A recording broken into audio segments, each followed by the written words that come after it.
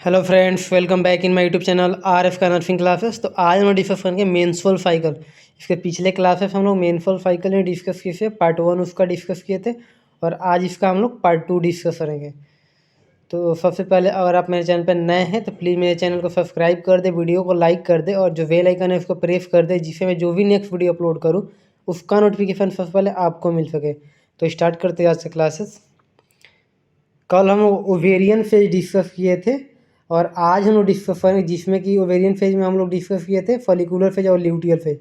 और आज हम लोग डिस्कस करेंगे यूट्राइन फेज, जिसमें कि ब्लीडिंग फेज होता है, प्रोलिफरेटिव फेज होता है और प्रीपरेटरी फेज, 3 फेज इसमें होता है।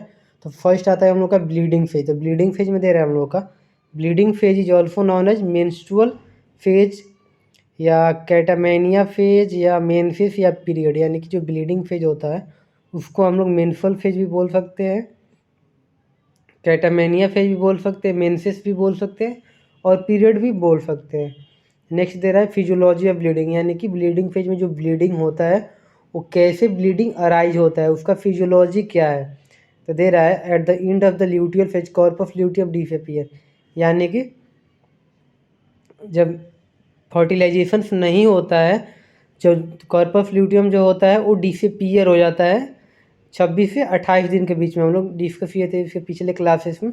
तो उसके बाद से end of luteal phase corpus luteum disappear, उसके बाद होता है हम लोग का जब डिसअपीयर होगा तो decrease the level of progesterone and oestrogen, यानी कि जब डिसअपीयर हो जाएगा कॉर्पस ल्यूटियम तो जो प्रोजेस्टेरोन और एस्ट्रोजन हार्मोन होता है उसका सिक्रेशन डिक्रीज कर जाएगा। उसको डिक्रीज होने के चलते वैसोकंस्ट्रिक्शन होगा। उसके बाद से ischaemic necrosis in the endometrium, यानी नेक्रोसिस में फेल देता है, यानी कि जो इंडोमेट्रियम लेयर होता है वो डेथ करने लगता है due to hypoxia and ischaemia. क्यों डेथ करेगा? तो जो हाइपोक्सिया के चलते, यानी कि O2 सप्लाई प्रॉपर नहीं मिलेगा और इस्चेमिक के चलते वो डेथ करने लगेगा। उसके बाद से इंडोमेट्रियम फेडअप, जब डेथ होगा तो इंडोमेट्रियम फेडअप स्टार्ट हो जाएगा, यानी कि जो इंडोमेट्रियम लेयर होगा वो टूटने लगेगा। देन नेक्स्ट दे रहा है after breakup endometrium last end of spiral artery will open and bleeding start, यानी कि जब इंडोमेट्रियम टूटता है उसके बाद से जो स्पाइरल आर्टरी होता है वो ओपन होती है और ब्लीडिंग स्टार्ट होता है। द नेक्स्ट दे रहा है dead endometrium fail and bleeding collect inside the uterus, यानी कि जो डेड इंडोमेट्रियम होता है और जो ब्लीडिंग होता है वो यूट्रस के इनसाइड में कलेक्ट होता है, जिसको हम लोग बोलते हैं हेमेटोमेट्रा। नेक्स्ट दे रहा है nerve stimulation from uterus to hypothalamus then posterior pituitary gland, यानी कि जब कलेक्ट होगा तो जो नर्व होगा वो स्टिमुलेट करेगा फ्रॉम, यानी कि जो नर्व आया रहता है यूट्रस तक वो इसमें पास करेगा हाइपोथैलेमस से। उसके बाद फिर हाइपोथैलेमस होगा वो पोस्टीरियर पिट्यूटरी ग्लैंड को इसमें पास करेगा और सिक्रीज होगा ऑक्सीटोसिन। देन नेक्स्ट दे रहा है हम लोग का नर्व स्टिमुलेशन, ये तो डिस्कस कर लिए थे। पिट्यूटरी ग्लैंड से ऑक्सीटोसिन सिक्रीट होगा और ये ऑक्सीटोसिन एक्ट करेगा मायोमेट्रियम पे, और मायोमेट्रियम का काम होता है कंस्ट्रिक्शन करना। तो जो कंस्ट्रक्शन होगा मायोमेट्रियम में the bleeding expel out through the vagina every month बाहर आता है। और 40 से 80 ml ब्लड, यानी कि जो ब्लीडिंग फेज होता है उसमें 40 से 80 ml ब्लड बाहर आता है। नेक्स्ट दे रहा है note normal thickness of endometrium is 5 से 6 mm, यानी कि जो नॉर्मल थिकनेस होता है, नॉर्मल मोटाई होता है इंडोमेट्रियम का वो 5 से 6 सेंटीमीटर होता है। नेक्स्ट दे रहा है eight the end of bleeding phase endometrium thickness is 1 to 2 mm, यानी कि इंडोमेट्रियम का जो ब्लीडिंग फेज का लास्ट होता है उसमें 1 से 2 mm बच जाता है। इसको एक बार ओवरऑल हम देख लेते हैं ब्लीडिंग फेज को। ब्लीडिंग फेज में दे रहा है, यानी कि इसको हम लोग मेंसेस फेज भी बोलते हैं या कैटामेनिया या मेंसेस या पीरियड भी बोल सकते हैं। फिजियोलॉजी इसका क्या है, तो at the last of luteal phase होता है उसमें कॉर्पस ल्यूटियम डिसअपीयर होता है, जिसके चलते जो प्रोजेस्टेरोन और एस्ट्रोजन होता है उसका सिक्रीशंस डिक्रीज होता है, जिसके चलते वैसोकंस्ट्रिक्शन होता है। और वैसो जब कंस्ट्रिक्शन होगा तो जो नेक्रोसिस होने लगा, यानी इंडोमेट्रियम जो फेल होगा वो डेथ करेगा, नेक्रोसिस होगा ड्यू टू हाइपोक्सिया और इस्चेमिक, यानी कि क्यों डेथ करेगा तो हाइपोक्सिया, यानी कि O2 सप्लाई प्रॉपर नहीं मिलेगा तो वो डेथ करने लगेगा।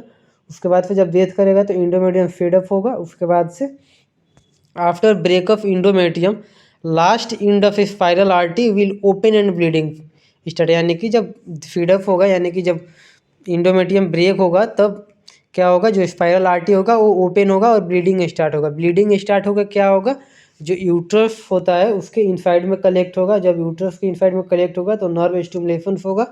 तो नर्व स्टिमुलेशन के चलते हाइपोथैलेमस एक्टिव होगा। हाइपोथैलेमस एक्टिव होगा तो इसमें पास करके पोस्टीरियर पिट्यूटरी ग्लैंड को, तो ऑक्सीटोसिन सीक्रेट होगा। तो ऑक्सीटोसिन सीक्रेट होगा फिर पोस्टीरियर पिट्यूटरी ग्लैंड से। उसके बाद से ऑक्सीटोसिन एक्ट करता है मायोमेटियम को। मायोमेटियम का काम होता है कंस्ट्रिक्शन करना यूट्रस का। जब कंट्रिक्ट करेगा, कंट्रेक्शन होगा यूट्रस में, तो bleeding expel out through the vagina बाहर होता है। और कितना ब्लड आता है ब्लीडिंग फेज में, तो 40 से 80 ml ब्लड एक्सपेल आउट होता है।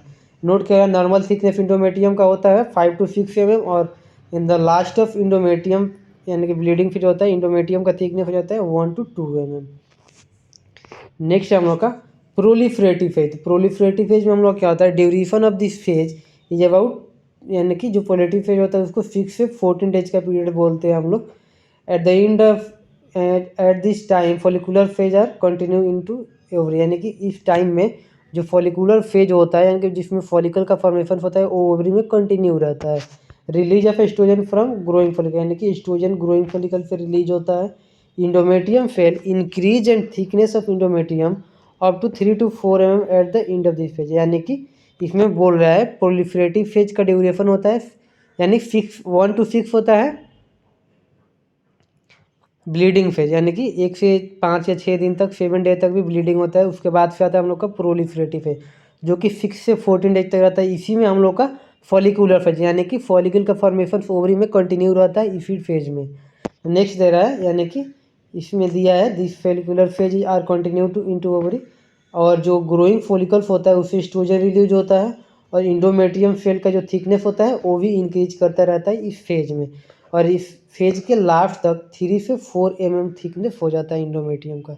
इसके बाद आता है हम लोग का प्रीपरेटरी फेज। थर्ड आप लोग देख सकते हैं प्रीपरेटरी फेज में हम लोग का दे रहा है duration of this phase 14 to 28 days, यानी कि प्रीपरेटरी फेज का ड्यूरेशन होता है 40 से 28 डेज का। At this time luteal phase are continue into ovary and release progesterone and oestrogen, यानी कि इसमें दे रहा है at this time luteal phase are continue, यानी कि इस टाइम में भी ल्यूटियल फेज कंटिन्यू होता है इनटू ओवरी में, और जो प्रोजेस्टेरोन और एस्ट्रोजन का रिलीज होता है, यानी कि जो प्रीपरेटरी फेज होता है इसमें ल्यूटियल फेज भी कंटिन्यू रहता है, बल्कि यूट्रस में नहीं, वो ओवरी में कंटिन्यू रहता है, और रिलीज करता है प्रोजेस्टेरोन और oestrogen. At the end of this phase endometrium thickness 8 to 10 mm, यानी कि प्रीपरेटरी फेज के लास्ट तक, यानी कि 26 से 28 डेज के बीच में इंडोमेट्रियम का थिकनेस हो जाता है 8 से 10 mm। नेक्स्ट है endometrium and progesterone prepare endometrium either for implantation और नेक्स्ट मैन्युफैक्चर, यानी कि एस्ट्रोजन और प्रोजेस्टेरोन प्रिपेयर करता है इंडोमेट्रियम को इम्प्लांटेशन के लिए, यानी कि अगर फर्टिलाइजेशन हो जाता है कॉर्पस ल्यूटियम में तो इम्प्लांटेशन होगा, और नहीं होगा तो वो डिसअपीयर होकर बाहर आ जाएगा कॉर्पस ल्यूटियम। तो एस्ट्रोजन और प्रोजेस्टेरोन दोनों के लिए प्रिपेयर रखता है, फर्टिलाइजेशन के लिए भी और ब्लीडिंग फेज के लिए भी। तो यही था हम लोग का। तो कल हम लोग पार्ट 1 इसका डिस्कस किए थे, और आज हम लोग इसका पार्ट 2 डिस्कस कर लिए। Then thank you all, and I hope जो आज का क्लासेस था मेंस्ट्रुअल साइकिल का पार्ट 2 वो आप सबको समझ में आया होगा। तो अगर मेरा वीडियो अच्छा लगा हो तो प्लीज़ मेरे चैनल को सब्सक्राइब करें, वीडियो को लाइक कर दे, और जो बेल आइकन है उसको प्रेस कर दे, जिससे मैं जो भी नेक्स्ट वीडियो अपलोड करूँ उसका नोटिफिकेशन सबसे पहले आपको मिल सके। और आपको अगर इस क्लास से रिलेटेड कोई भी डाउट हो तो आप कमेंट बॉक्स में पूछ सकते हैं, वहाँ मैं रिप्लाई करूँगा। और आपको अगर किसी भी टॉपिक पे वीडियो चाहिए तो आप कमेंट बॉक्स में कमेंट करिए, आई विल ट्राई कि उस टॉपिक पे वीडियो अपलोड करूँ। Then thank you for watching my video.